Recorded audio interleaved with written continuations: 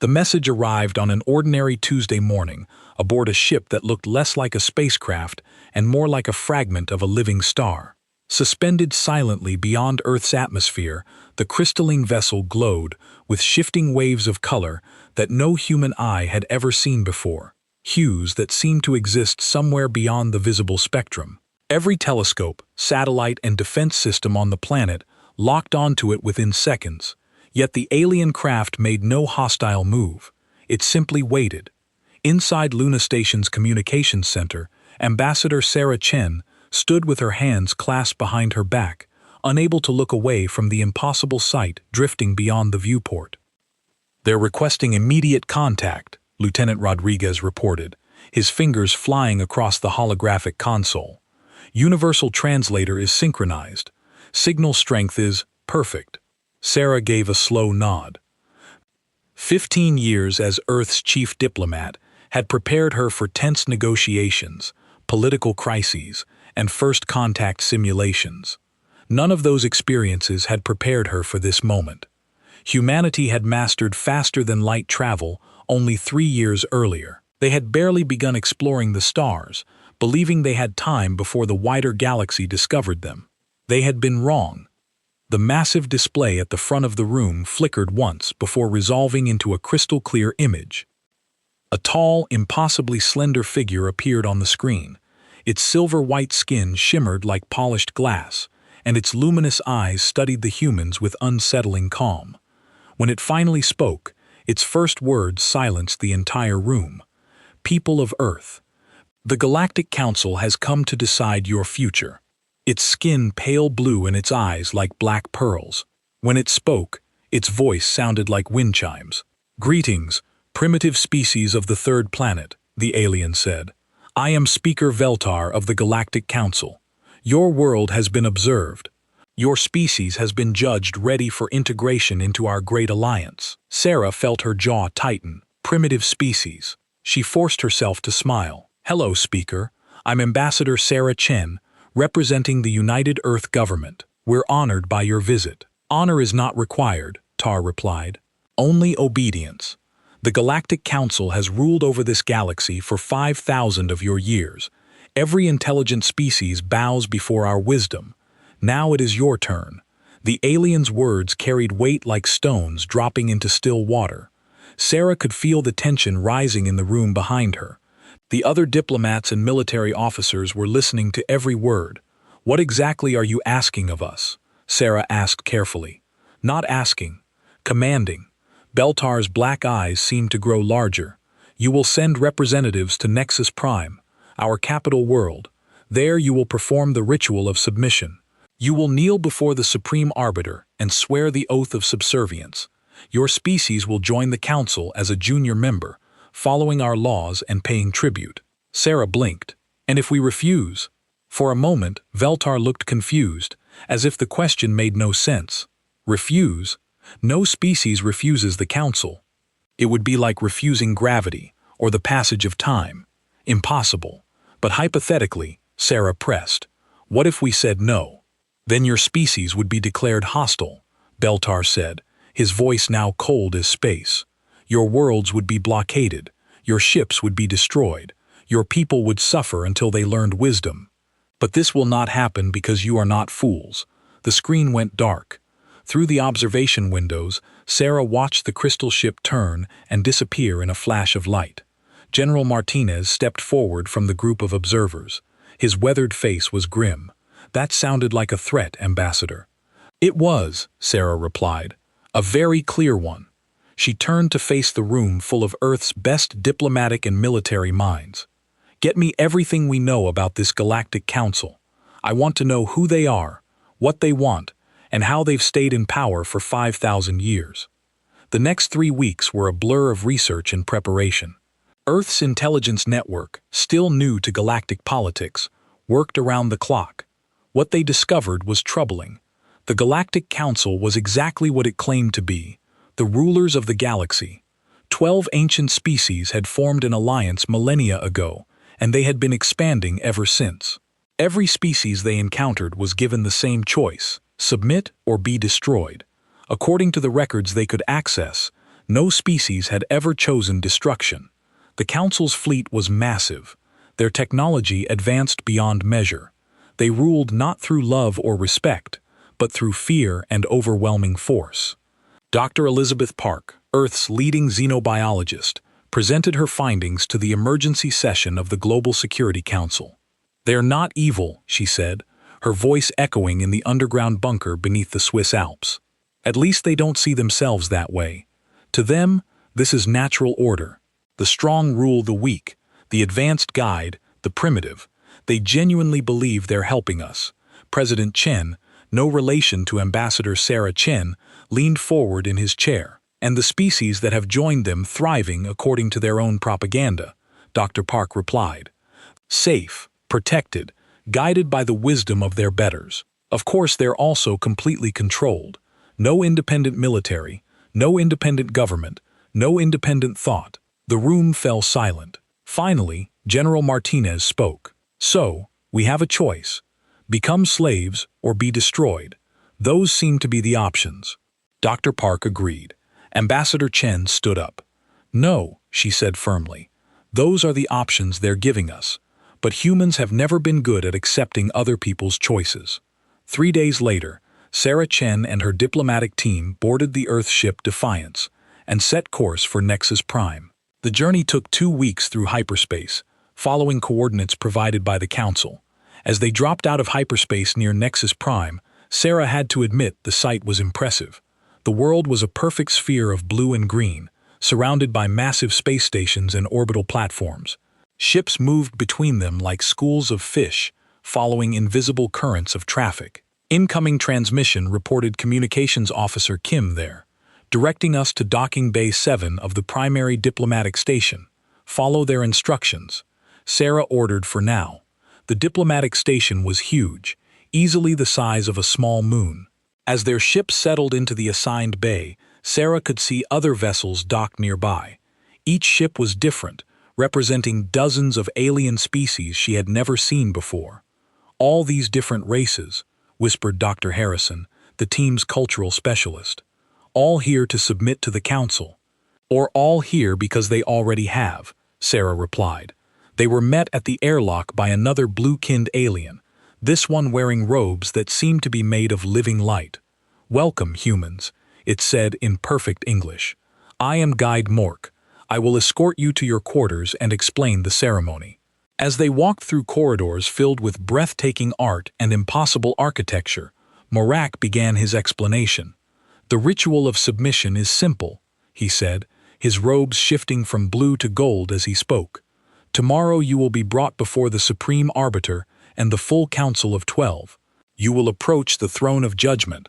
When commanded, you will kneel and place your hands on the ground.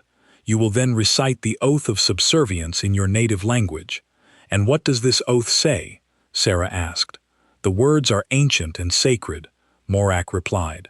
"You pledge your species' loyalty to the Council. You acknowledge their authority over your world and your people. You promise to obey their laws and serve their interests. In return, you receive protection and guidance." They reached their quarters, a luxurious suite with windows overlooking the planet below. As the door closed behind them, Dr. Harrison immediately began scanning for listening devices. "Clean," he whispered after a few minutes. Sarah gathered her team around the central table. "Opinions?" "They're confident," said Lieutenant Rodriguez. "Maybe overconfident. They've done this so many times they don't even consider the possibility of resistance." "The other species we saw on the way here," added Dr. Harrison. "Did you notice their body language? Heads down, shoulders slumped. They looked defeated." Sarah nodded. "Broken spirits. Generations of submission." She looked around at her team. "I want to be clear about something. I didn't come here to kneel to anyone. Earth didn't send us here to make humanity into pets." "What are you thinking, Ambassador?" asked Lieutenant Rodriguez. Sarah smiled, but there was steel in her eyes. "I'm thinking tomorrow is going to be very interesting." Outside their windows, the lights of Nexus Prime twinkled like stars. Ships continued their endless dance between the orbital platforms, and somewhere in the vast diplomatic station, representatives of dozens of species prepared for another day of serving their masters. But none of them knew that tomorrow, for the first time in 5,000 years, someone was going to say no. The morning of the ceremony arrived with artificial sunlight streaming through the massive windows of the diplomatic station. Sarah Chen stood before the mirror in her quarters, adjusting her formal diplomatic uniform. The dark blue fabric bore the simple emblem of United Earth, a circle containing all the continents with no borders drawn between nations. "Ambassador," Dr. Harrison called from the main room. "They're here." Sarah took one last look at herself. In a few hours, she would either make history or start a war. Possibly both. Guide Marak waited in the corridor with 6 other aliens. These wore armor instead of robes, and their eyes were the flat black of professional soldiers. "It is time," Marak said. "The council awaits." They walked through corridors that grew more elaborate with each step. The walls showed moving pictures of great moments in council history. Species after species kneeling before the golden throne. The message was clear. This was how things were done. This was how they had always been done. "Beautiful artwork," Sarah commented, nodding toward a scene of bird-like creatures prostrating themselves before the council. "The Kaithmore submission 300 years ago," Morak replied proudly. "They fought the longest before seeing wisdom. 12 years of war before they learned to kneel." "How many died?" Dr. Harrison asked quietly. "Numbers are unimportant," Morak said. "What matters is that they learned." The corridor opened into a vast chamber that took Sarah's breath away. The ceiling stretched up so high it was lost in shadows. Balconies lined the walls on multiple levels, filled with alien observers. At the far end, 12 thrones rose like a mountain of metal and crystal. But what struck Sarah most were the other diplomatic delegations scattered throughout the chamber. Dozens of different species, all standing with their heads bowed and their shoulders hunched. The posture of defeat. The other species wait their turn to renew their oaths, Marak explained. It is done monthly to remind all of their proper place. In the center of the chamber stood a golden circle carved into the floor. Above it, the 12 thrones held 12 very different beings. Sarah could see the blue-skinned Velar among them, but the others were shapes she had never imagined. One looked like living crystal, another seemed to be made of shifting metal, a third appeared to be nothing but floating energy in a vaguely humanoid shape. The largest throne in the center held a being that hurt to look at directly. It seemed to be made of pure light, constantly shifting between different colors and intensities. This had to be the Supreme Orbiter, humans of Earth. The Arbiter's voice boomed through the chamber like thunder. "Approach the circle of judgment." Sarah walked forward, her team falling into step behind her. She could feel thousands of alien eyes watching. As they reached the golden circle, she noticed something that chilled her blood. The floor inside the circle was worn smooth by countless knees. "Kneel," the Arbiter commanded. Sarah remained standing. Behind her, she heard Dr. Harrison and Lieutenant Rodriguez do the same. The chamber fell silent, except for the soft hum of the station systems. "Kneel," the Arbiter repeated, its voice harder now. "No," Sarah said clearly. The words seemed to echo forever in the vast space. Shocked chittering and gasps arose from the observing species. Several of the council members leaned forward on their thrones. The crystal being, which Sarah guessed was HFY from the briefing materials, spoke in a voice like breaking glass. Perhaps the translation was unclear. "You are commanded to kneel and recite the oath of subservience." The translation was perfect, Sarah replied, and my answer is still no. HFY's form pulsed with brighter light. No species refuses the council. No species has ever refused the council. "Well," Sarah said with a slight smile, "there's a first time for everything." The Supreme Arbiter rose from its throne, its form blazing with angry light. "You dare to defy the will of the council. You dare to stand before your betters as equals. I stand before you as a representative of humanity," Sarah said, her voice carrying clearly through the chamber. "We serve no masters. We bow to no one. We are not your subjects, and we never will be." The chamber erupted in chaos. Alien voices rose in dozens of different languages. Some of the observing species looked terrified. Others, Sarah noticed with satisfaction, looked curious, even hopeful. "Silence," the Arbiter roared, and the chamber fell quiet again. Human, you do not understand the gravity of your situation. The Council has ruled this galaxy for 5,000 years. We have brought peace and order to 1,000,000 worlds. Our wisdom guides the path of civilization itself. Your wisdom, Sarah replied, looks a lot like tyranny from where I'm standing. Speaker stood from his throne. This is madness. No primitive species can survive outside the Council's protection. The galaxy is dangerous. There are hostile forces, pirates, rogue AI networks. Without us, you will be destroyed. Maybe, Sarah acknowledged, but we'll be destroyed as free beings, not as slaves. The metal being on another throne spoke in a voice like grinding gears. Your world has a population of 12 billion. Your technology is crude. Your military is insignificant. You have no allies, no experience in galactic warfare. Submit now or watch your species burn. Dr. Harrison stepped forward.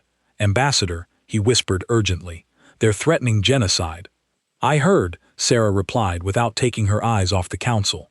The Supreme Arbiter's form pulsed with energy. You have one final chance, human. Kneel now, swear the oath and your species will be spared. Continue this defiance, and we will be forced to take action. Sarah looked up at the being of light, meeting what might have been its eyes. And what action would that be? Military intervention, the Orbiter said coldly. Our enforcement fleets will blockade your system.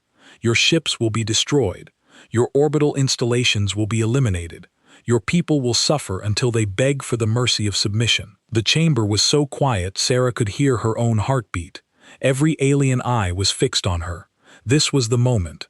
This was where every other species had broken and knelt. Instead, Sarah smiled. Not the diplomatic smile she had practiced for years, but something harder.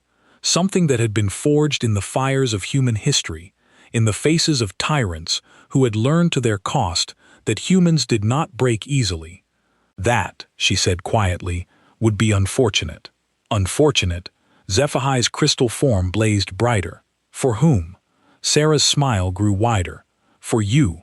The Supreme Arbiter's light flared with rage. You threaten us? You, a representative of a single primitive world, threaten the Galactic Council. I don't threaten anyone, Sarah replied. I simply observe that every tyrant in human history has believed they were invincible, right up until the moment they weren't. She turned slightly to address not just the Council, but the entire chamber full of alien observers. You've ruled through fear for 5,000 years. You've convinced yourselves that might makes right, that submission is the natural order, but you've never faced a species like humanity. What makes you so special? The metal being demanded. Sarah's eyes returned to the Supreme Orbiter. We are the species that looked at kings and said no. We are the people who stared down empires and chose freedom over safety. We're the children of those who died rather than kneel. She paused, letting her words sink in. You think you can break us with threats. You think you can make us submit with force. You don't know humans very well. The Arbiter's form was now blazing so brightly that some of the alien observers were shielding their eyes. Your defiance ends now. Guards, arrest these criminals. The armored aliens who had escorted them moved forward, weapons appearing in their hands. Sarah didn't move, neither did her team. I wouldn't, she said calmly. The guards paused, looking between her and the Council. Why not? Veltar demanded. Sarah reached slowly into her diplomatic pouch and withdrew a small device. Because the moment you take hostile action against Earth's diplomatic mission, this beacon will signal our fleet. Your fleet? Zephy laughed, the sound like crystal chimes. What fleet? Our intelligence shows you have perhaps 200 warships, primitive vessels with no shielding, no advanced weaponry. Your intelligence, Sarah said, is about to be updated. She activated the beacon. A soft blue light pulsed 3 times, then went dark.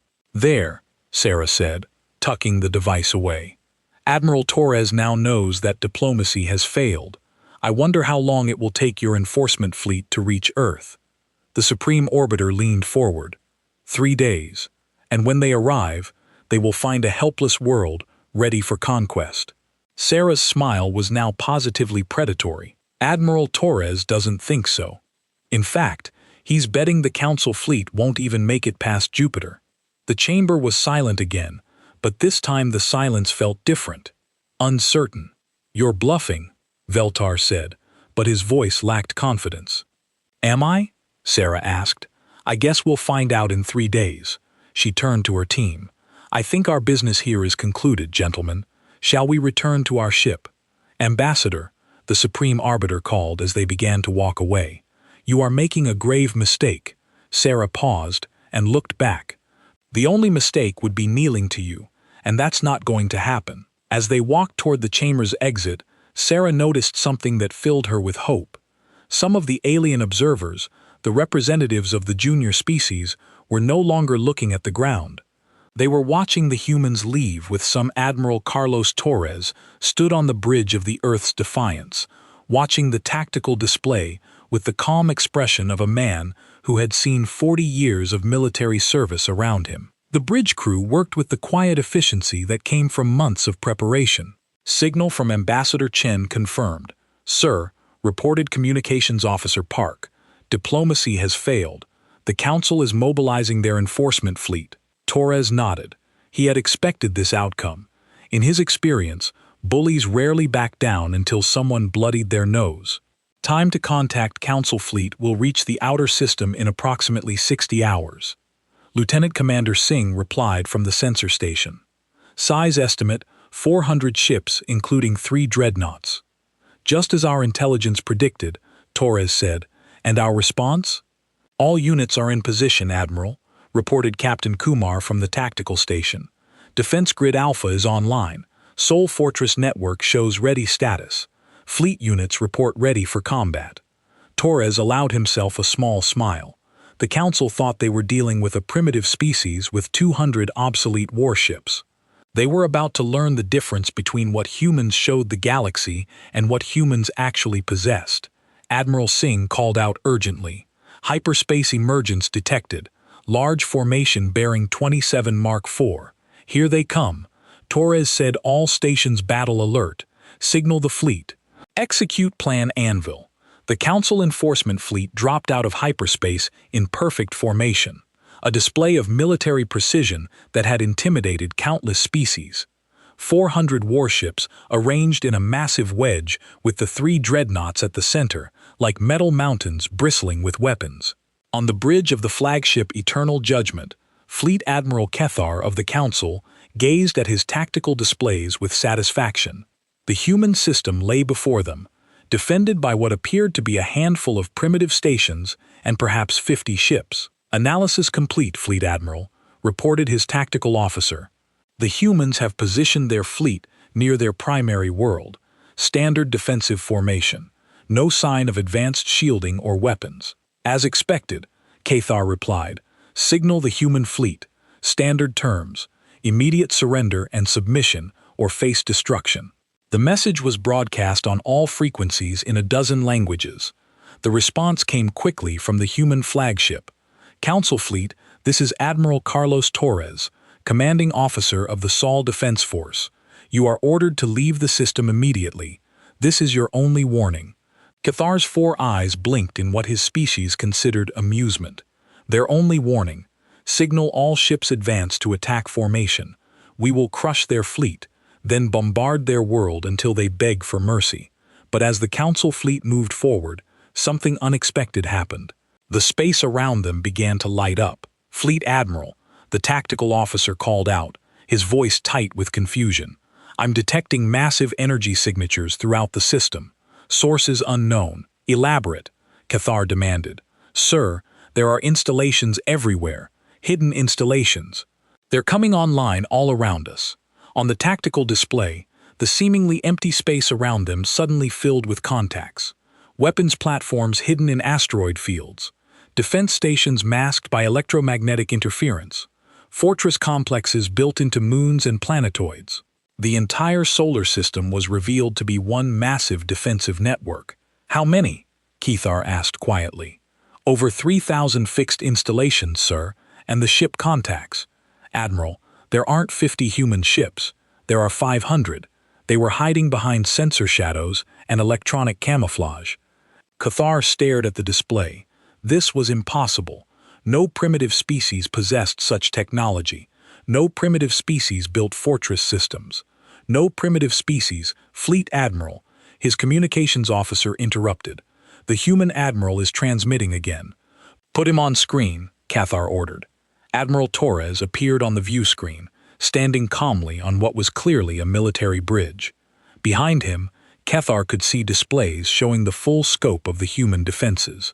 Fleet Admiral Care Torres said politely, "I believe we've met before. In the intelligence briefings your species provided to our mutual acquaintances, I'm afraid those briefings were somewhat incomplete. You have violated galactic law by concealing your true military capacity," Cathar said, though his voice lacked its earlier confidence. "Have we?" Torres asked.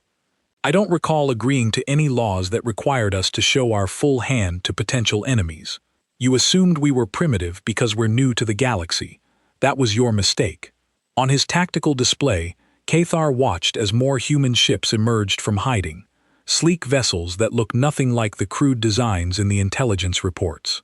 Behind them, massive orbital fortresses rotated to bring weapon arrays to bear. "You cannot hope to match the might of the Council," Cathar said, but even to his own ears it sounded hollow. "Maybe not," Torres agreed, "but you're not facing the entire Council. You're facing humanity. In our home system, where we've been preparing for exactly this scenario since the day we learned the galaxy wasn't as friendly as we hoped." Torres paused, his expression hardening. "You have 30 seconds to begin withdrawing from this system. If you're still here after that, we'll assume you've chosen to fight." "You dare threaten the Council fleet?" Kier demanded.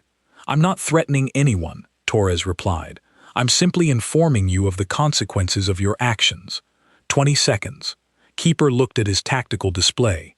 The humans had revealed a defensive network that rivaled anything the Council possessed. Their ships were clearly more advanced than the intelligence report suggested, but retreat was unthinkable. The Council had never retreated, could never retreat. "All ships," he commanded, "attack formation. Target the human flagship. 10 seconds. Torres said calmly. "Fire." Care shouted. The Council fleet opened fire with everything they had. Energy beams and projectile weapons filled space with deadly light. For a moment, it seemed as though the human defenses would be overwhelmed by the sheer volume of fire. Then the humans fired back. The Council had never experienced human warfare.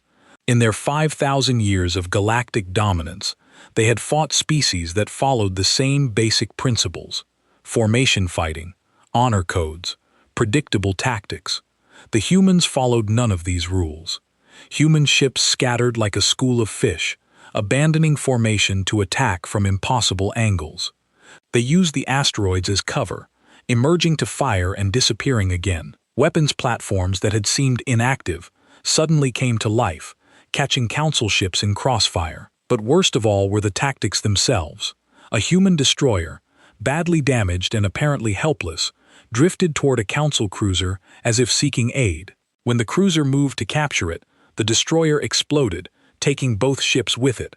"Ramming attack," Cathar's tactical officer shouted in horror. "They destroyed their own ship to take ours." "Barbaric," Cathar muttered, but he was beginning to understand that barbaric might be more effective than civilized. Human fighters swarmed around Council dreadnoughts like angry insects. Too small and fast to target effectively, but armed with weapons that could punch through heavy armor. Human ships worked in pairs and triads, covering each other with tactics that had no names in Council military doctrine. "Fleet Admiral," his sensor officer called out urgently. "The orbital fortresses are moving." Carr looked at his display in disbelief. The massive human fortresses, which he had assumed were fixed installations, were indeed moving. They had been mobile all along, disguised as asteroids and debris. Now they were repositioning to trap the Council fleet in a giant pincer movement. "Sir," his communications officer said quietly, "we're receiving casualty reports. The victorious Dawn has been destroyed. The Council's might is heavily damaged. 3 dreadnoughts are reporting critical damage." "How long have we been fighting?" Keeper asked. 17 minutes, sir. 17 minutes. In 17 minutes, the humans had done what no enemy had done to a Council fleet in over 1,000 years. They had made it bleed. On the main screen, Admiral Torres reappeared. His uniform was still neat, his expression still calm. "Fleet Admiral," Torres said conversationally, "you've lost 43 ships. We've lost 7. Your dreadnought Eternal Glory has lost main power and is drifting. At your current rate of loss, your fleet will be destroyed within the hour." Cathar said nothing. The numbers spoke for themselves. "I'm going to make you an offer," Torres continued. "One time only. Withdraw now and we'll let you leave. Stay and fight, and we'll destroy every ship you have.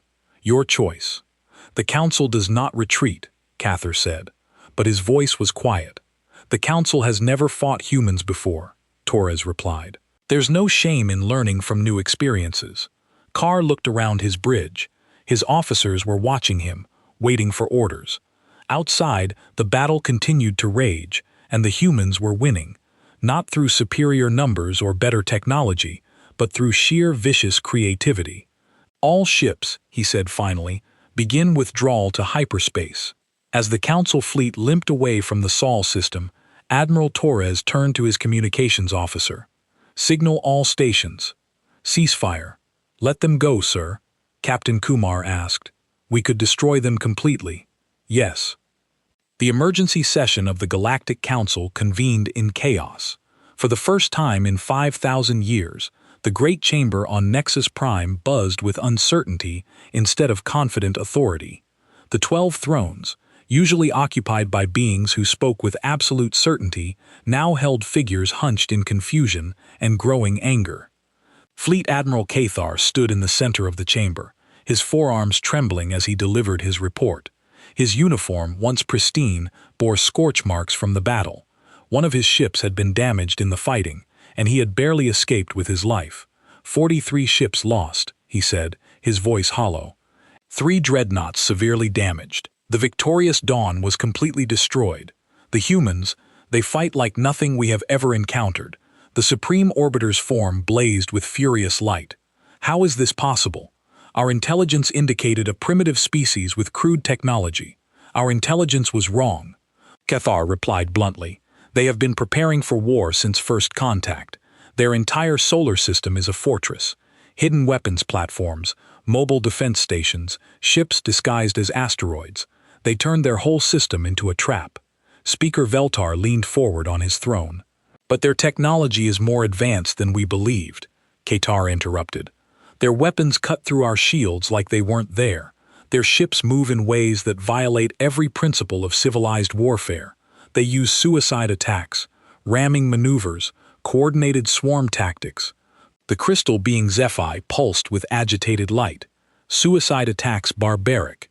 No civilized species would sacrifice their own people. Tell that to the crew of the Council's might," Cathar said grimly. "A human destroyer, already damaged beyond repair, rammed straight into our engine section. Both ships were destroyed, but they took out our most powerful cruiser in the process." General Vekshai, the Council's supreme military commander, stood from his throne. His metallic form clinked as he moved. "This is unacceptable. No primitive species can defeat a Council enforcement fleet. We will mobilize the full Grand Fleet, 5,000 ships. We will burn their world to ash." "With respect, General," Cathar said, "I don't think that will work." The chamber fell silent. No one had ever contradicted General Vekshai before. "Explain," the Supreme Arbiter demanded. Care activated a holographic display in the center of the chamber. It showed the battle from multiple angles recorded by his ship's sensors. The Council members watched in growing disbelief as human ships danced through their formations, striking from impossible angles and disappearing before return fire could reach them. "They don't fight like we do," Cathar explained. "We use formation warfare, honor codes, predictable patterns. The humans have no honor codes. They attack without warning, retreat without shame, and use any tactic that gives them advantage." The display showed a human fighter squadron swarming around a Council dreadnought, moving too fast for the heavy weapons to track. Like insects attacking a giant, they stung repeatedly until the massive ship lost power and drifted helplessly. "Watch this," Cathar said, highlighting another section. A Council cruiser, thinking it had cornered a damaged human ship, moved in for the kill. At the last moment, 3 more human ships emerged from behind an asteroid, catching the cruiser in a devastating crossfire.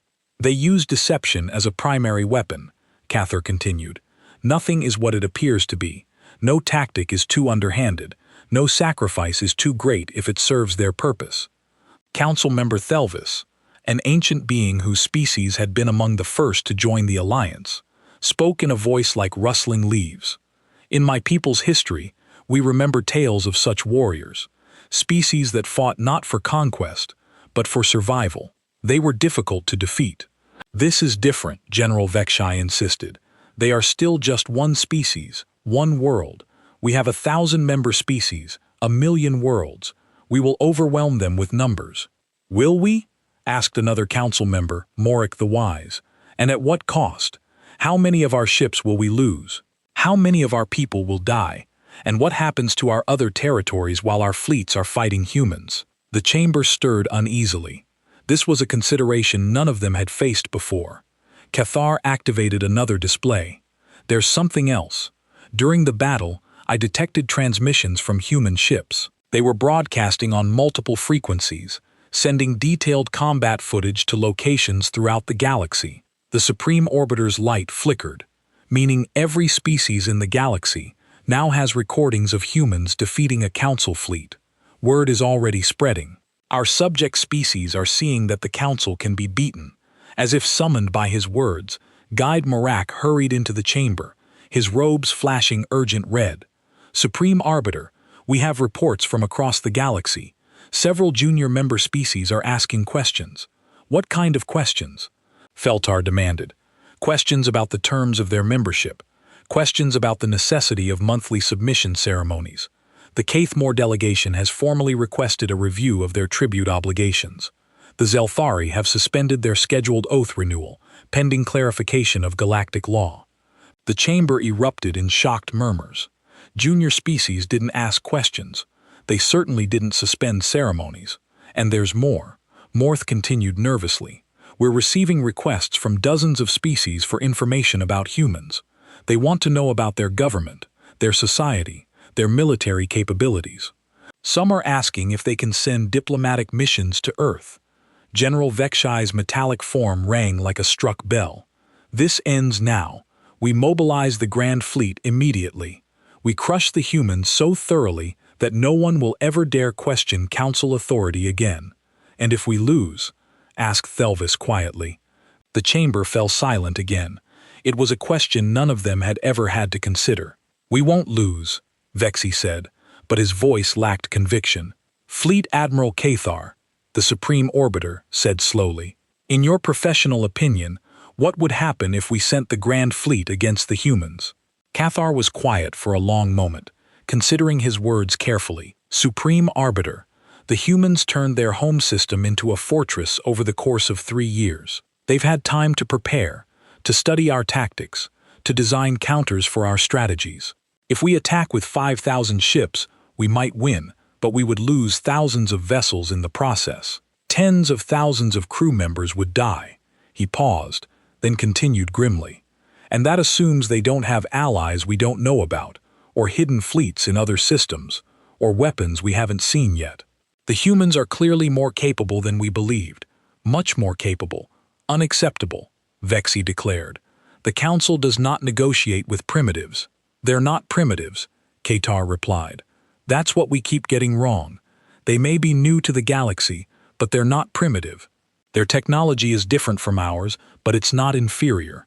Their tactics are unfamiliar, but they're devastatingly effective. Council member Year, whose aquatic species communicated through color changes, flashed patterns of deep concern. If we cannot defeat them through force, what options remain? Blockade, suggested. Isolate their system. Cut off all trade. Eventually, they will be forced to submit. To what end? Asked Morik. They are clearly self-sufficient, and a blockade would require maintaining fleets in their region indefinitely. Fleets that could not be used elsewhere. Besides, Carr added, during the battle, I observed several ships of unknown design assisting the humans. When questioned, the humans claimed they were independent merchants, seeking to trade, but their tactics suggested military training. The Supreme Orbiter's light dimmed. unknown ships. It's possible the humans have been building alliances we don't know about. Keeper said species that have remained outside council space, waiting for an opportunity. If we push too hard, we might find ourselves facing more than just humanity. The chamber was quiet now, the weight of the situation settling on them all. For 5,000 years, the council had maintained peace through overwhelming force. The threat of destruction had kept every species in line. But now, for the first time, their force had been challenged and found wanting. There is another consideration, Delvis said softly. What the humans said during their defiance about looking at kings and choosing freedom, about being the children of those who died rather than kneel. These are not the words of a species that will submit no matter what force we bring against them. What are you suggesting? The Supreme Arbiter asked. I am suggesting, Delvis said carefully, that perhaps the age of submission is ending. Perhaps the humans represent something new in the galaxy, something we have never encountered before. Revolution, General Vexai said, the word falling like a stone into still water. Change, Velvet. Evolution, growth. The galaxy is not the same as it was 5,000 years ago. Perhaps our methods must change as well. The Supreme Arbiter considered this its form pulsing with thought. Around the chamber, the other council members waited. Outside the galaxy watched and wondered. For the first time in millennia, the future was uncertain. And uncertainty, they were learning, was a dangerous thing for an empire built on fear. We will reconvene tomorrow, the Supreme Arbiter finally announced. All options will be considered, including negotiations. The word hung in the air like if for 3 months after the Battle of Sol, Ambassador Sarah Chen returned to Nexus Prime. But this time everything was different. The same crystal ship met her at the edge of the system, but the greeting was formal rather than commanding. The same docking bay received her vessel, but she was met by a delegation of equals rather than guards. And when she walked through the corridors of the diplomatic station, the alien representatives she passed no longer kept their eyes on the ground. Guide Morak waited for her, but his robes were different, simpler, less ornate. The symbols of rank and authority had been replaced by something that looked almost like a diplomatic uniform. Ambassador Chen, he said, offering what might have been a bow between equals. The council awaits your presence, not my submission, Sarah asked with a slight smile. No, Morak replied, and Sarah could have sworn she heard relief in his voice. Your presence. They walked through corridors that seemed somehow brighter than before. The moving pictures on the walls had changed too. Instead of endless images of species kneeling before the council thrones, Sarah saw scenes of cooperation, trade, and cultural exchange. The message was different now. This was how things could be done. The great chamber had been transformed. The 12 thrones still dominated the far end, but they had been lowered, brought down from their mountain of metal and crystal to something that resembled a meeting room. Around the chamber, the balconies that had once held observing aliens were now filled with diplomatic delegations, and none of them looked defeated anymore. But the most significant change was in the center of the chamber. The golden circle of judgment with its worn, smooth floor was gone. In its place stood a round table large enough for dozens of representatives. As Sarah and her team entered, she was amazed to see the other delegates rising to their feet. Not in submission, but in greeting. The bird-like Cathori delegation nodded their heads respectfully. The aquatic Yarthk flashed colors of welcome. Even species she didn't recognize were standing as equals to greet her arrival. At the table, 12 chairs had been arranged in a circle, rather than the hierarchical arrangement of thrones. The council members sat in these chairs, and for the first time, Sarah could see them clearly as individuals rather than remote figures of power. The Supreme Arbiter was still a being of shifting light, but its glow was warmer now, less intimidating. When it spoke, its voice was conversational rather than commanding. Ambassador Chen, it said, we welcome you to what we hope will be the first meeting of a new kind of galactic alliance. Sarah took her seat at the table, noting that her chair was identical to those of the council members. What kind of alliance did you have in mind? Speaker, his blue skin, no longer seeming cold, leaned forward. An alliance of equals, a federation where no species kneels to another, where decisions are made through consensus rather than decree. What brought about this change? Sarah asked, though she suspected she knew the answer. General HFY, his metallic form somehow more flexible than before, answered. You did when you refused to kneel when your people fought back. You showed the galaxy something that had been forgotten. That strength comes not from domination, but from the willingness to stand for what you believe. Council member Thelvis rustled agreement. For 5,000 years, we maintained order through fear. But order built on fear is not true order. It is merely the absence of open resistance. And resistance added Zai, the crystal being's light pulsing thoughtfully, is exactly what we got once people realized the council could be challenged. Sarah looked around the chamber. How many species have withdrawn from the old agreements? Withdrawn is not the right word, the Supreme Arbiter replied. Renegotiated would be more accurate. In the 3 months since your defiance, we have been in constant negotiation with our member species. Many wanted to know why they had never been offered the choice you demanded, why submission was required rather than partnership. Mork, whose species had been known for their wisdom, spoke up. The truth is, Ambassador, we had become prisoners of our own system. The Council began as a mutual defense alliance, species working together for common benefit, but over the millennia, it became something else. A hierarchy with us at the top and everyone else beneath. What changed your minds? Dr. Harrison asked from beside Sarah. Your example, Veltar replied simply, and the examples that followed. When the Ketamori delegation announced they were suspending their tribute payments, we threatened sanctions. They replied that they had been in contact with your Admiral Torres, who had offered to share defensive technologies. Suddenly, our threat seemed less effective. General Vexy's form clinked as he shifted. Within weeks, we had received similar messages from dozens of species. They weren't rebelling against the Council, but they were demanding to be treated as partners rather than subjects. And you agreed? Lieutenant Rodriguez asked. We adapted. The Supreme Arbiter corrected, because the alternative was the collapse of everything we had built. Better a voluntary alliance of equals than a forced empire of slaves. Sarah nodded slowly. And what does this new alliance look like? Council member Yark flashed colors as he spoke. Each species maintains its sovereignty. No one is required to kneel or swear oaths of subservience. Decisions affecting the alliance are made by consensus, with each species having a voice proportional to its contribution and stake in the outcome.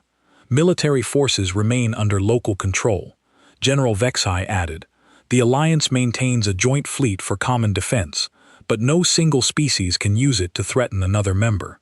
Most importantly, Delvis said, membership is voluntary. Species can leave if they choose. They can join if they meet the basic requirements of peaceful intent and respect for other species' rights. Sarah felt a smile spreading across her face. It sounds like you've reinvented democracy on a galactic scale. We've learned from human history, Mork admitted. Your species has experimented with many forms of government. Some worked better than others, but the best seem to involve the consent of the governed. And what about enforcement? Dr. Harrison asked. How do you handle disputes? Arbitration, mediation, economic pressure, HFY replied. Violence is the last resort, not the first. We've discovered that most conflicts can be resolved when all parties feel they have a fair voice in the process. The Supreme Arbiter's light shifted to warmer colors. We would like humanity to join this new federation, not as a junior member forced to submit, but as a founding partner in creating something better than what came before. Sarah looked around the table at beings who had once demanded her submission and now offered partnership.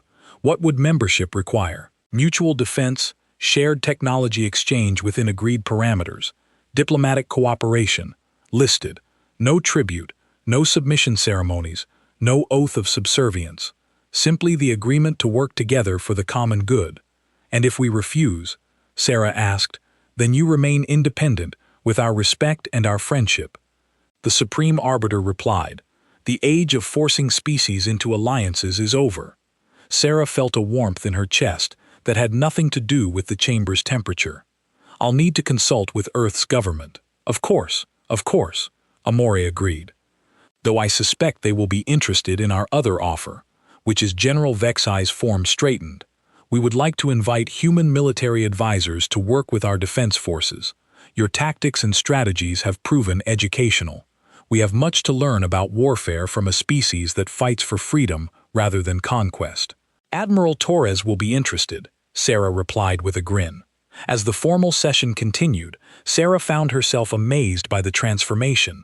Species that had spent millennia in enforced submission were now participating as equals in galactic governance. The bird-like Ketheri were proposing trade agreements. The aquatic Yarth were offering to share their advanced environmental technologies. Even species she had never heard of were contributing ideas and expertise. During a break in the proceedings, Morak approached her privately. "Ambassador," he said quietly, "I wanted to thank you for what? For showing us a better way, for refusing to kneel when every instinct told us you should, for proving that strength comes from standing up, not bowing down." Sarah looked around the chamber where dozens of species were talking and planning as equals. "I think you're giving us too much credit. We just did what humans always do when someone tries to make us submit. And what is that?" Sarah's smile was gentle but firm. "We said no." As the day wore on, the outlines of the new Galactic Federation took shape. It would be based on the principles that Ambassador Chen had stood for in this very chamber: equality, freedom, and the radical idea that no one should have to kneel to anyone else. When the session finally ended, the delegates didn't file out with heads bowed and shoulders slumped. Instead, they left talking excitedly about the future, about possibilities that had never existed before. Sarah was among the last to leave. As she reached the chamber's exit, she turned back for one final look. The golden circle, where countless species had knelt in submission, was gone forever.